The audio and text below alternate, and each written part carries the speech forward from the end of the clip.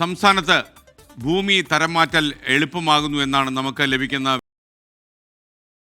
നമുക്ക് വായിക്കത്തക്കതുപോലെ നിങ്ങൾ പ്രോംപ്റ്റർ ക്രമീകരിക്കുക.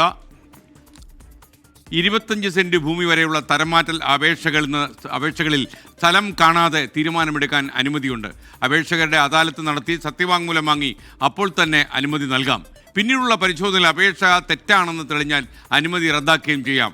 റവന്യൂ വകുപ്പ് തയ്യാറാക്കിയ പുതിയ മാർഗരേഖയിലാണ് ഈ നിർദ്ദേശം. 24 പ്രൈം ടൈം ബ്രേക്കിംഗുമായി ആർ ശ്രീജിത്ത് തിരുവനന്തപുരത്ത് നിന്ന് തത്സമയം ചേരുകയാണ്.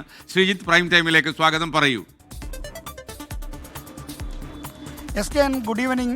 ഇന്ന് പ്രൈം ടൈമിൽ നമ്മൾ പുറത്തുവിടുന്ന ഏറ്റവും പ്രധാനപ്പെട്ട വാർത്ത, സംസ്ഥാനത്ത് ഭൂമിയുടെ തരംമാറ്റൽ അപേക്ഷകളിൽ തീരുമാനമെടുക്കുന്നതിനുള്ള കാലതാമസം ഒഴിവാക്കുന്നു എന്നാണ്.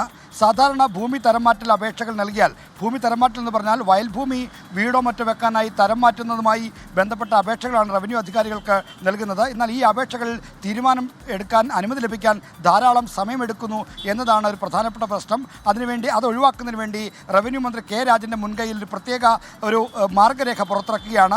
ഈ മാർഗരേഖയിൽ പറയുന്ന ഏറ്റവും പ്രധാനപ്പെട്ട കാര്യം, സംസ്ഥാനത്ത് എവിടെയാണെങ്കിലും 25 സെൻറ്റ് വരെയുള്ള ഭൂമി തരം മാറ്റുന്നതിനുള്ള അപേക്ഷയിൽ തീരുമാനമെടുക്കുന്നതിന് ഈ വില്ലേജ് ഓഫീസർ സ്ഥലം നേരിട്ട് സന്ദർശിക്കാതെ തന്നെ തീരുമാനമെടുക്കാം, അനുമതി നൽകാം എന്നുള്ളതാണ്. അതിനുവേണ്ടി സംസ്ഥാനത്ത് ലഭിച്ചിരിക്കുന്ന അപേക്ഷകളെല്ലാം ഓരോ ക്ലസ്റ്റർ അടിസ്ഥാനത്തിൽ വേർതിരിക്കും. ബന്ധപ്പെട്ട വില്ലേജ് ഓഫീസർമാർക്ക് സീനിയോറിറ്റി നോക്കാതെ തന്നെ അപേക്ഷകൾ അയച്ചു കൊടുക്കും. ഈ അപേക്ഷകൾ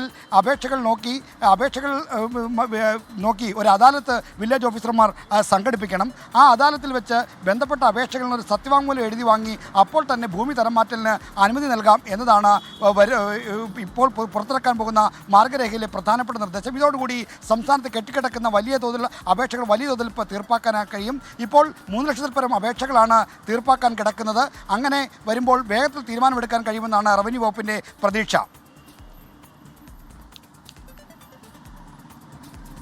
ശ്രീജിത്താണ് വിവരങ്ങൾ നൽകിയത്. എന്തായാലും ഒരു തീരുമാനമെന്ന നിലയിൽ അത് പരക്കെ ചർച്ച ചെയ്യപ്പെടുമെന്ന കാര്യത്തിൽ